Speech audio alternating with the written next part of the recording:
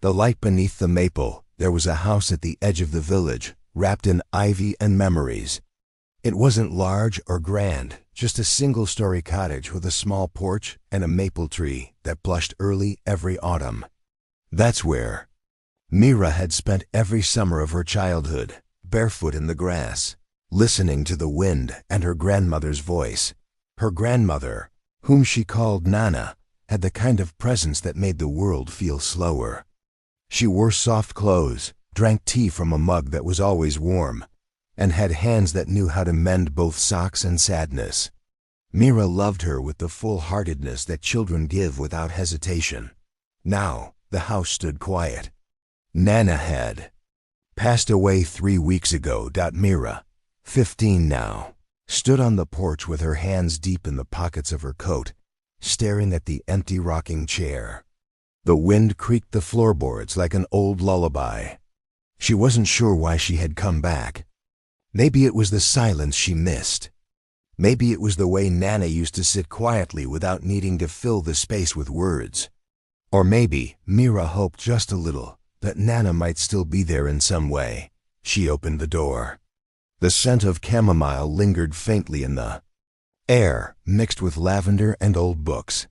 The kettle sat on the stove like it was waiting to be used, and the wooden shelf above the sink still held the tin of black tea Nana had saved for special afternoons.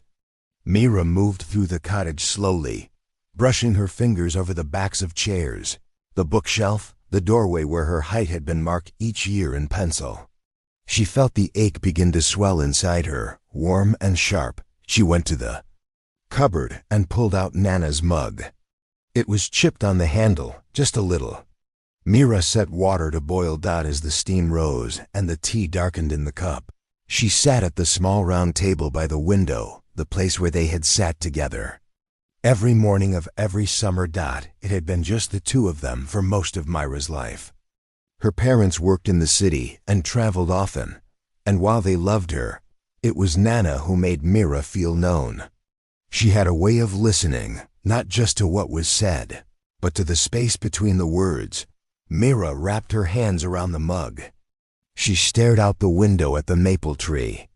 Its leaves were turning gold now, like small flames flickering against the sky. Nana had once said, "Trees know how to let go. They don't hold on to summer when it's time for autumn. That's why they're never bitter." At the time, Mira had laughed. But what if they're just hiding their sadness? Nana had smiled and replied, "Then maybe sadness is part of the color." Now Mira closed her eyes and whispered, "I miss you." There was no answer, but the warmth of the tea in her hand seemed to spread deeper than usual. She took a sip, then another, and suddenly she remembered the last cup they had shared. It had been a cool evening in late August. They had sat on the porch, wrapped in a blanket, sipping tea as the stars came out. Nana had looked up and said, "After I'm gone, don't try to stop being sad. Just don't let it stop you from living." Mira hadn't understood then. She still wasn't sure she did. But as she sat in the quiet kitchen, with the tea warming her chest and the memory of that evening settling gently around her, something softened inside her. The grief didn't leave, but it moved like clouds across the sun. And in that movement, she felt the tiniest thread of peace. Outside, a leaf let go of the maple tree. It twirled slowly through the air and landed softly on the porch. Mira finished her tea. And for the first time in weeks, she breathed without holding anything back. ***. The next morning, Mira woke early. The cottage was quiet, wrapped in a soft light that filtered through the lace curtains. For a moment, she lay still, watching the shadows dance gently on the ceiling. Then she slipped out of bed and padded barefoot to the back door, where the garden waited. Nana's garden had always been more than just rows of vegetables and flowers. It was a world of small miracles. Tomatoes that grew sweeter after a kind word. Lavender that seemed to hum when bees visited. A bench shaded by a plum tree where Nana would sit and hum old songs. Mira stepped onto the dew-covered stones and walked past the Sunflowers now bowed with age toward the bench. The air smelled of earth and memory. She sat down and looked. Out across the beds, the stone path, the little wooden gate. Nana had once said, "Gardens teach us how to keep going. Everything dies and everything comes back. That's the rhythm, not lost movement." As a child, Mira hadn't paid much attention to that kind of talk, but now it echoed somewhere inside her. Loss wasn't a full stop, Nana used to say. It was more like a comma. The garden was overgrown in places. The basil had gone to seed, and the lavender needed trimming. But it still felt alive, like it was holding something for her. A promise, maybe. Or a memory not yet remembered. Back inside, Mira walked to the mantel where the old clock stood. It hadn't worked in years. It was one of Nana's quirks, keeping the clock as it was, forever paused at 7:18. Once, Mira had asked why she didn't get it fixed. Nana had smiled and said, "It works fine for me. Time is just something we wear around our wrists so we don't get lost. But when you're present, you're never late." Mira had rolled her eyes back then.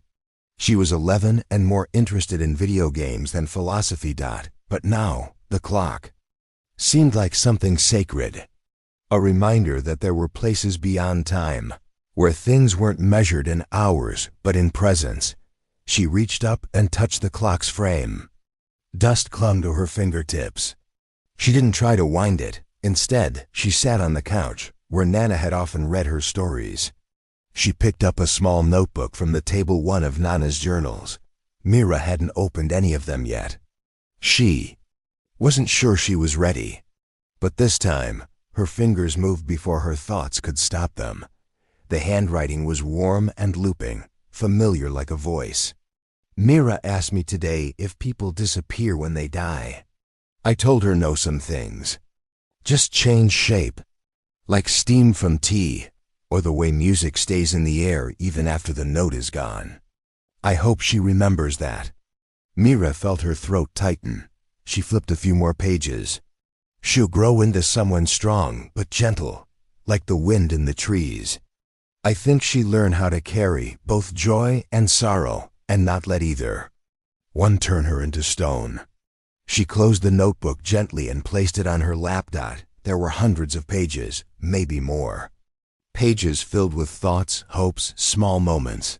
Mira suddenly realized that Nana had been speaking to her all along, quietly, in ink and memory. The clock still said 7:18. Outside, a bird sang. Mira stood, walked to the stove, and lit the kettle. The sound of the flame was comforting. So was the hush that followed. She took down another cup, poured 2 teas, and set one across the table, just where Nana used to sit. She didn't speak. She didn't have to. The silence was full of things. That afternoon, Mira walked down the old path behind the garden, the one that led to the stream. It was narrow, edged with moss and ferns, and parts of it had nearly vanished beneath fallen leaves. But her feet remembered it. They had run it many times, chasing dragonflies and echoes of laughter. The stream was still there, clear and slow-moving, with smooth stones nestled in its bed like sleeping animals. Mira knelt beside it, watching the water slide over rock and root. She picked up a flat stone and ran her fingers over its cool surface. Nana had always loved this spot. It was where she taught Mira to listen, not just with her ears, but with her whole self. "Sit with the world," she used to say. "It's always speaking, even if it doesn't use words." Mira sat down cross-legged and closed her eyes. At first, all she heard was wind in the leaves, a bird calling in the distance. Then came the water's song, gentle, like the hush of someone comforting a child. She took a deep breath and let it go slowly, as if releasing something too heavy to carry anymore. She remembered another moment here. She had been 7, upset after losing a race to a boy in town. Nana had brought her to the stream, handed her a small stone, and said, "Let's give your disappointment a place to rest." They had both tossed their stones into the water and watched them vanish. See? Nana had said. Even the heaviest things can be carried away if you let the water help. Now Mira picked up another stone, round and smooth, with a thin crack running through it. I miss you, she whispered again. Then, after a pause, but I think I understand a little now. She held the stone to her chest, then tossed it into the stream. It disappeared beneath the current with a soft splash. For a moment, she sat in stillness. Then, something moved behind her. The wind, rising gently, carried the scent of pine and something warmer like cinnamon or old wood. It was the kind of scent she associated with Nana's hug. Mira didn't turn. She didn't need to. She just closed her eyes and let the feeling pass through her like sunlight through leaves. On the walk back to the cottage, she noticed things she hadn't before. A new fern unfurling, a spiderweb glinting with dew, a bird's nest tucked high in the crook of an elm. The world felt alive, not because it had changed, but because she had died at the garden gate. She paused. The sky was turning soft with dusk. Fireflies blinked like forgotten stars. Inside, she opened another of Nana's notebooks. A dried flower fell from the pages, a violet, pressed and fragile, but still beautiful. When Mira asks me why we're here, I won't pretend to know all the answers. But I'll tell her this: we're here to notice things, to hold someone's hand, to cry when we need to laugh when we can, to leave something kind behind. Mira pressed the violet between her palms and smiled. Not everything needed an answer. Some things just needed a place to rest. Asterisk, asterisk. It had been nearly a week since Myra arrived at the cottage. The days had passed softly, like petals drifting on water. She hadn't spoken much, even when people from the village stopped by to offer condolences. She'd smiled politely, said thank you, and returned to the quiet that now wrapped around her like a shawl. On the 7th evening, as twilight bled into the treetops and the air grew heavy with the promise of rain, Mira lit the old lantern that hung by the porch. Nana used to light it every night at sundown. A light, even a small one, she'd say, can help someone find their way home. Mira stepped outside, lantern in hand, and followed the path toward the big maple tree at the edge of the field. The maple was ancient. Its limbs reached out like arms holding stories. Beneath it, Nana had once buried a wooden box. Not for treasure, she had whispered, but for remembering. Myra hadn't thought about that in years. But now her steps knew where to go. She reached the tree, brushed away the dry leaves, and dug gently into the soft earth with her fingers. After a few moments, she found it a small, worn box. The lid, bound with twine, inside were tiny things. A photograph of Mira as a child holding a pinnacone, a smooth river rock with a spiral painted on it, a dried rose, a piece of ribbon, and a folded note. She unfolded the paper carefully. For Mira, if you're reading this, I'm not with you in the same way anymore. But if I've done my part, my voice still hums in your heart. Don't chase peace. Grow quiet, and it will come to sit beside you. Remember, the maple still stands. The stream still sings. The garden waits. And you, my girl, are the lantern. Mira didn't cry this time. Her tears had already done their part. Instead, she held the note to her chest and looked up through the leaves. Stars had begun to appear, each one blinking like a promise. She stayed there for a long while, letting the night settle. Then she stood and walked slowly back to the cottage. That night, she lit 2 candles, one for Nana and one for herself. She made tea in the old pot. She sat in the silence. But this silence was different. It wasn't empty anymore. It was full of breath and memory, full of warmth and the space where sorrow softens into love. Before sleep, she picked up one more of Nana's journals. On the last page, written in faded ink, were 4 words: "You're ready. Begin again."